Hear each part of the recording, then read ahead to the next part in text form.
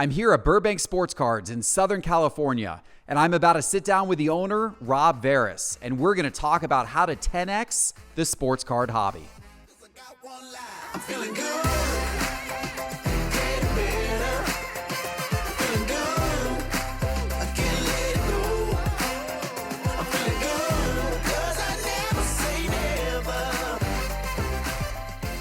All right, Rob, so we're talking about how to 10X the sports card hobby because this is the stated mission of Fanatics and Topps. They said they want to grow the hobby by 10X. Mm-hmm. You've been here on the front lines at Burbank for a long time. Yeah. You guys are one of the premier card shops in the world. Sure. Now you got one of the premier card shows in the world. Sure. So you must have the answers to this, Rob. You would assume I do. How do we 10X the hobby? I think you look behind me, you look in the fishbowl over there. It's hobby being the key word. Yeah. Fractionalized casinos aren't going to 10X the hobby. Yeah. The forward-facing part of this has to be a well-run hobby shop. Yeah. That caters to kids. Mom will be the key ingredient in us growing the category. And mom doesn't want to walk into a place that's built on gambling. Mm-hmm. It's simple as that. And they're putting too much stock. As it stands right now, the industry will not 10X. It can't. We need better hobby shops. We need more hobby shops. But we need hobby shops that are built on saying yes to as many questions as humanly possible. Clean, well-lit, organized, great staff, price points, liquidity, all these things that make for a great experience. So I think experiences are what's going to 10X, at least 3X the hobby in the short term, because once mom comes in with the kids and they have a positive experience, mom can spread the word faster than social media can. And when she talks to her friends, gets on social, get a couple more kids in the store, then it becomes viral. And I don't think that we have enough billboards in our industry that correctly show what kind of enjoyment they can get from cards, not just gambling, but putting their hands on cards and collecting cards. I think it's the greatest thing in the world. So let's set up the context for the viewers. So it is we're recording this on a Tuesday afternoon. It's just after lunchtime here. And you know, viewers probably get a sense. The store's crowded behind us. There's a room over here that's absolutely buzzing, full of people, packed with people.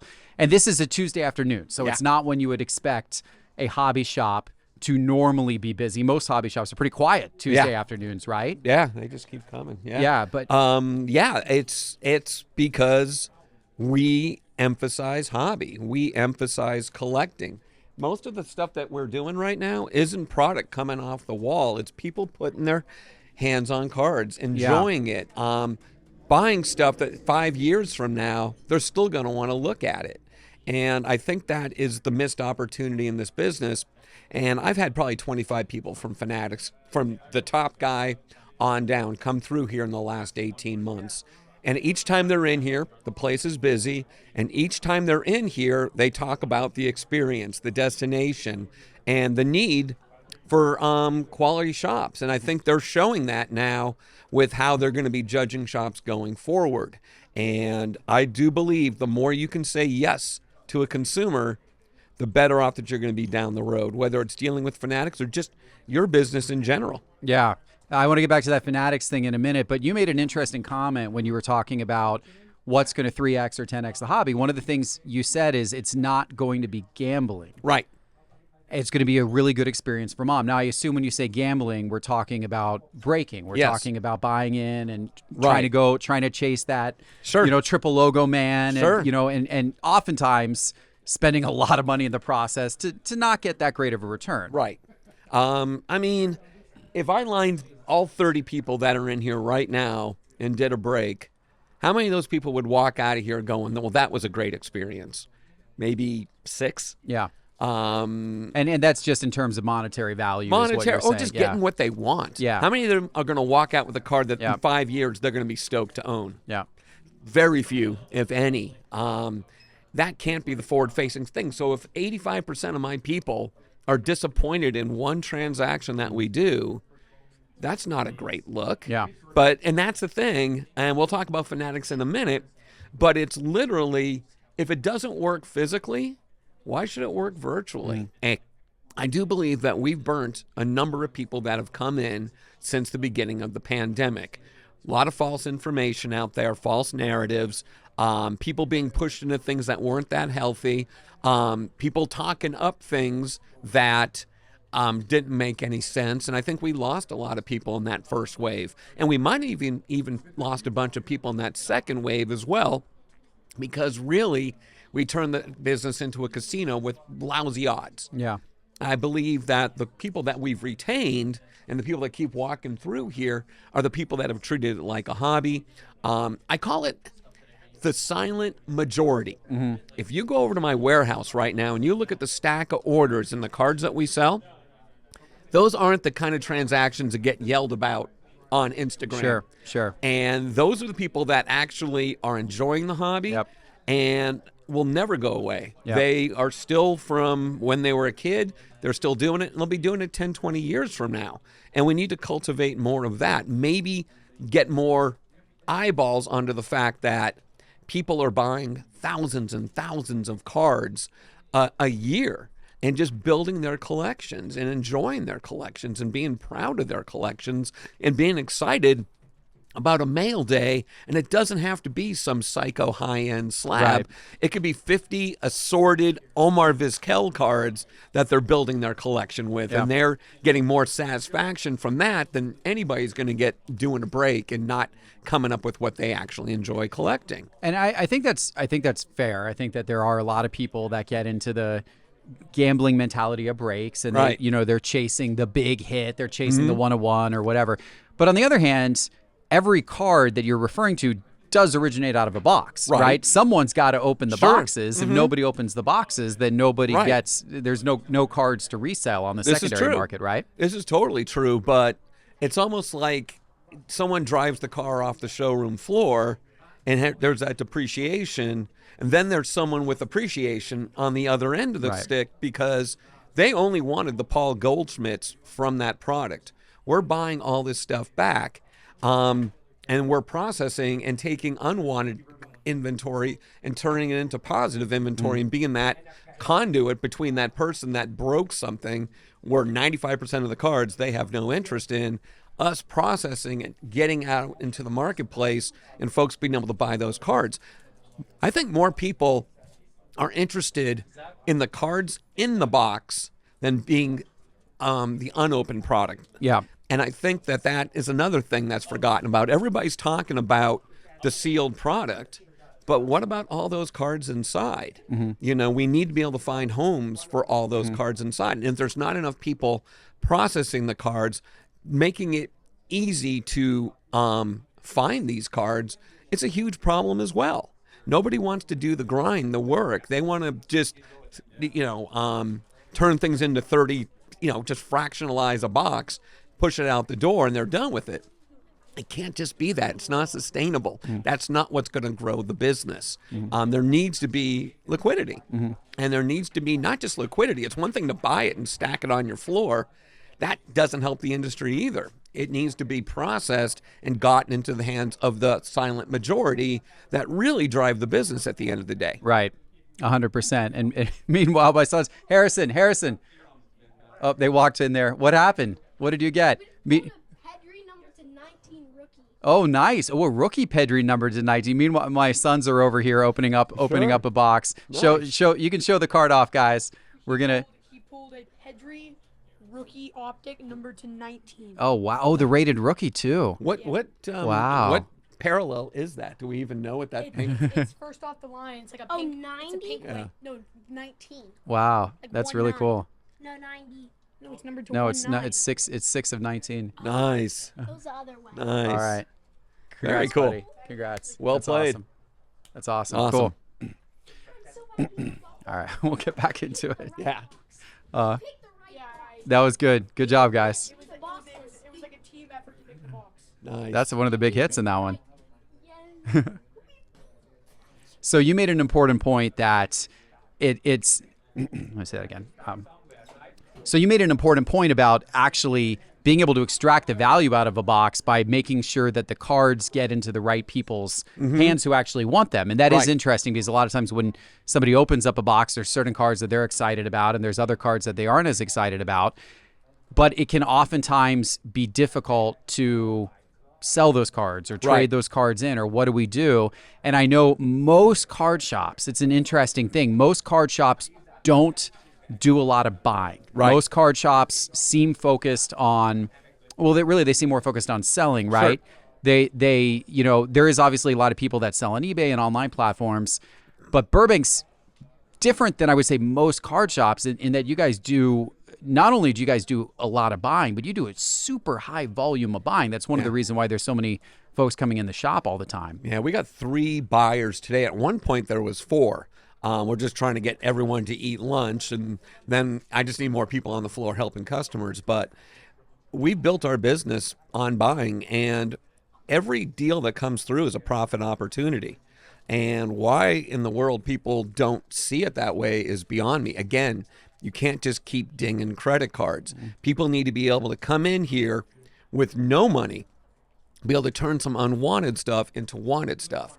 And if we can't do that as an industry, in an industry that has perceived values, I don't know. I think there's no way we're going to 10x it. I think we're going to be stuck in the same what we have right now. And I don't think Fanatics can fix the fact that their products that they're putting out there with perceived values, and no one's willing to buy those back. I don't know. I don't know how they fix that problem. And it's a problem, and it's only going to get worse. Do you think that Fanatics is manufacturing the products? They're Right. selling the products on the primary market.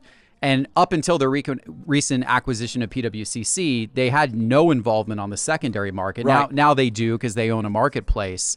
But do you think they care that much about the kind of that liquidity piece on the secondary market, or do they just care about manufacturing the products on the primary market and pushing it out? I think Topps and Panini pretty much didn't care. Right. It was done, on to the next one.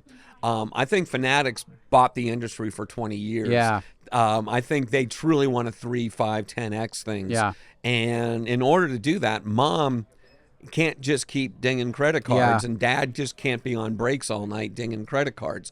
My opinion, if you're breaking and you're receiving product from Topps, you need to have some kind of buyback program in place, a credit program in place, because you got these cards, they still have them in their possession.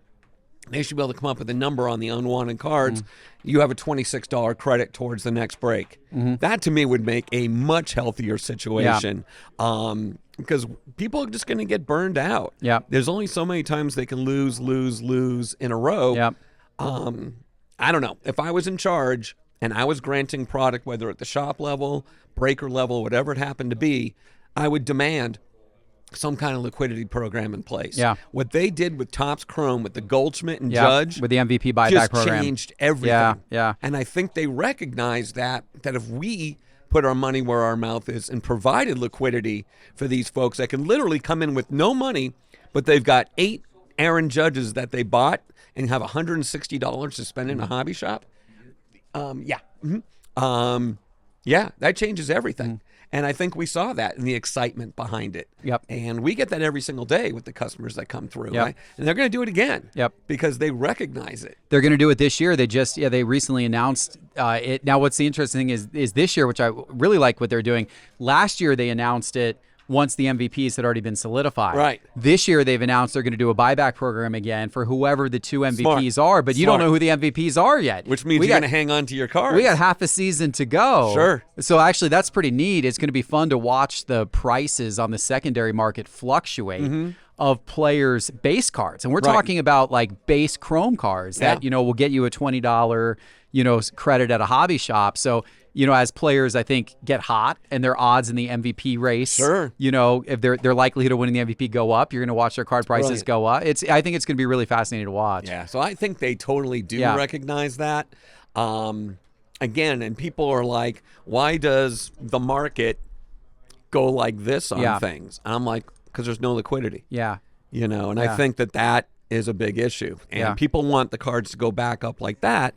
that means you need to be able to sell cards for over comps, because if everybody's only interested in paying what the last one sold for Yep. or less, that's a huge That's problem. always going to go down. Yeah. And, one of the things I think that's been so difficult about the industry over the last couple of years is we had that huge spike, that led us up to, early 2021 when things were going nuts. Sure. And of course, so in 2020 and 2021, everything was great.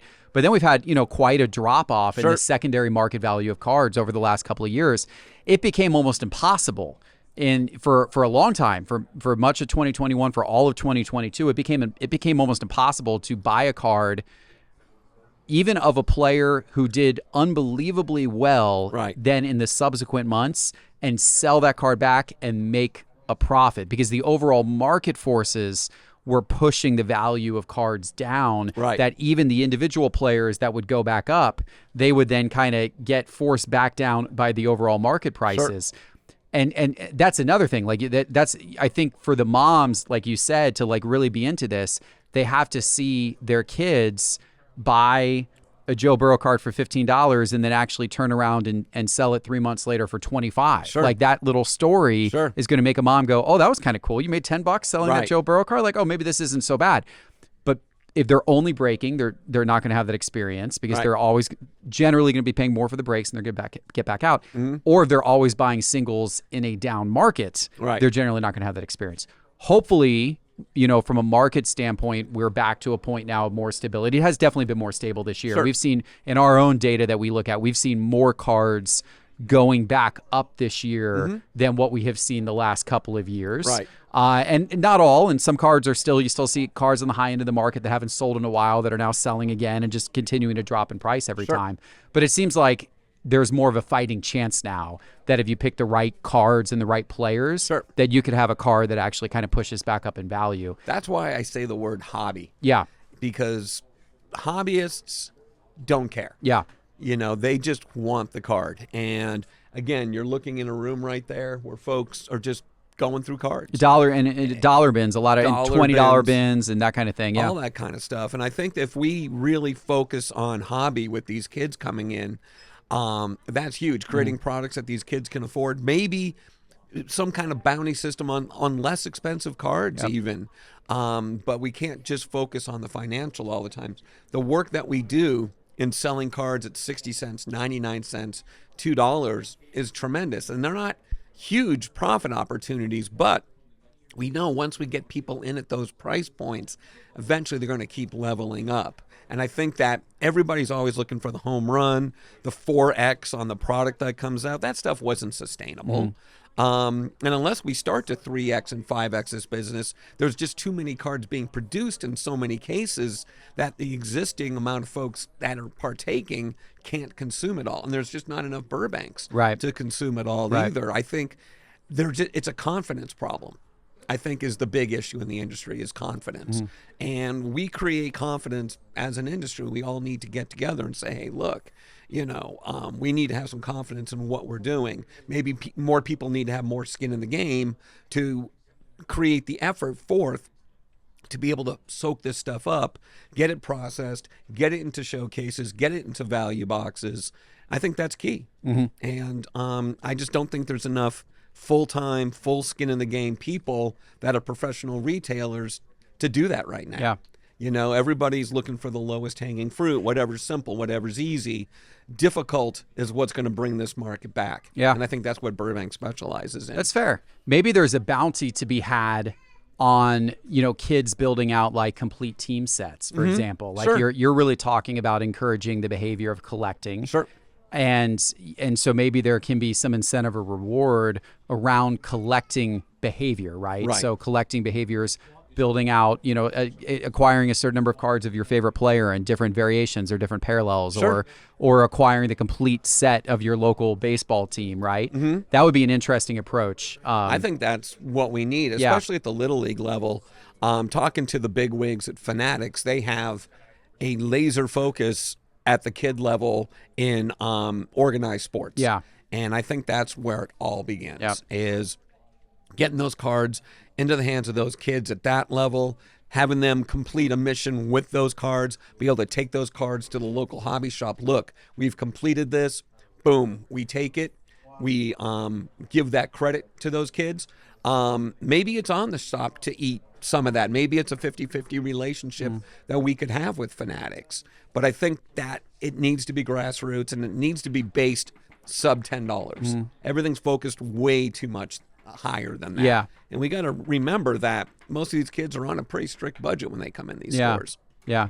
Would you like to see the prices of wax drop? I mean, the prices have come down some recently, right? Oh, compared yeah. to where they were. Do you think they need to come down further, but doesn't that also then eat into your profit as a card shop owner? Because now you got to sell a lot more of it to get to the same revenue and profit levels. I think people got used to unsustainable profit margins. Yeah. There was a lot of artificial fluff between the manufacturer price and what we had to pay as retailers. Distributors got filthy rich during the pandemic. I think Topps getting rid of distributors and Fanatics is brilliant. I'm seeing prices, even though the prices have gone up direct for the shops, we're still able to put it on the shelves for less money than we were before. Yeah. I personally do not want to see $300 boxes being sold for $800 because that's what burns people out. Yeah. Because the return on investment, it might have only $180 worth of cards in it because it was built to be a $300 box. Yeah. And when you artificially manipulate these boxes, nobody wins. Yeah. And if you're looking for short-term profits, it just doesn't work in this industry. You need to be a long-term player, and I think that's exactly where Fanatics is coming at it from. And, I've never looked to get rich quick in this business. It's just build something sustainable, take care of your customers, they'll come back, and rinse and repeat. And just you'll make more money with smaller margins when you grow your customer base. I think it's a good thing for the hobby that Fanatics has these exclusive licenses locked up for so long, because it in many ways forces them to play the long game. Sure. If they do maneuvers in the next few years to really extract as much profit as they can out of it, they're going to burn themselves in year 5 or year 10 or year 15, right? Because they're going to run people out of it. So if they're thinking long term and how do we truly 10x this over time, they're going to be concerned about all those things you talked about. They're going to want customers to get a good value out of a box. I was just at another card shop, and they were about half Pokemon and a half sports cards. And one of the managers of that shop made the point. He's like, right now on a dollar for dollar basis, you get a much better value ripping a box of Pokemon than you do a box of sports cards. Sure. The secondary market value of what you could turn around and sell the cards for in Pokemon, you get more dollars per box on average for sports cards, where it can be still a fairly big disparity, especially on the high end. If you're going for high end product, you're buying $1,000 box and you could end up with a couple $100 worth of cards out of it. I think that's because kids collect Pokemon cards. Yeah. Whereas kids don't necessarily collect sports cards in this current market. Yep. And I think that's the big difference with Pokemon, that the value of the singles in the box really translate well to what the box sells for. And I don't think that does in the card space. Interesting. Yeah, so the collecting piece is Yeah. important to that sustainability for sure. Right, because those dollar Pokemon cards are sold in much greater volume than the dollar cards, because those people that sell Pokemon are much more invested, and they do the work. And I don't think the people on the sports card side necessarily do the work with the singles. That's fair. And of course, Pokemon's got the game as well, so that that every helps card's in that usable. regard. Every card's usable. It gives every card more utility. They're not viewed as used lottery tickets like so many sports That's fair. cards are. But that's why I think maybe having incentives for building out the team sets and that kind of thing is interesting, is it actually gives some utility to the cards in a sense, right? If you can accomplish certain things, it's an interesting concept. So I want to turn attention to the recent changes with Fanatics and Topps. So it wasn't, very interesting. So Topps, there's been a bunch of discussion about this recently. Topps put out a new set of rules. They updated their terms and conditions. Expectations now upon card shops, and really limiting what they can do in some ways. Right. Saying, hey, if we're going to sell wax direct to you and you're buying on a card shop account, you can't be online breaking it. You can't be turning around and selling it out the back door to other dealers. Right. You can't be putting it on DealerNet for other breakers to buy it. Many viewed this in a very negative light. Like, they're putting the clamp, they're trying to own the system and squeeze every dollar out of profit. I had a totally different view of it, which is they're trying to cut out the middlemen and you've got these dealers that, because of relationships that they build up over the last 30 years, get in some cases a extreme oversupply of wax based upon what they actually need, based upon people actually walking in their shop. Sure. And then they're turning around and they've established their own set of relationships with different breakers and other dealers, and they're selling it all. And they're actually acting as the middleman themselves. Right. So of course, if Topps and Fanatics want to cut out distributors because they want to get rid of middlemen, Sure. you'd think they'd also want to cut that behavior out from certain dealers as well, who really are doing the exact same behavior. Sure. What was your thought on all of this? I felt like I wrote it. Okay. All right. So I felt like I wrote it. Okay. It just, everyone's like, this is going to kill the hobby shop. Yeah. And I'm like, this is what's going to save the hobby Yeah. shop, in my opinion. They want in-store experiences. They want to create destinations. And it's not just about the product they're going to give. It's about just the aesthetics of what the shop's supposed to look like. But getting back to your question, why should they sell you product unless you're retailing it through the store? They can do the same exact thing that you're doing. Yeah. Why would they want to give that to you? You're not a distributor. You're a hobby account. Those products should be going through your store to retail customers. And if that's the case, that's what's going to keep the prices down. Because the more middlemen you get, the more bloat you get, it's worse for the consumer. And that's what gets lost in the translation a lot of times. It's not what's always best for the seller or the shop owner. What's the best for the customer? And I think Fanatics has a laser focus on the customer.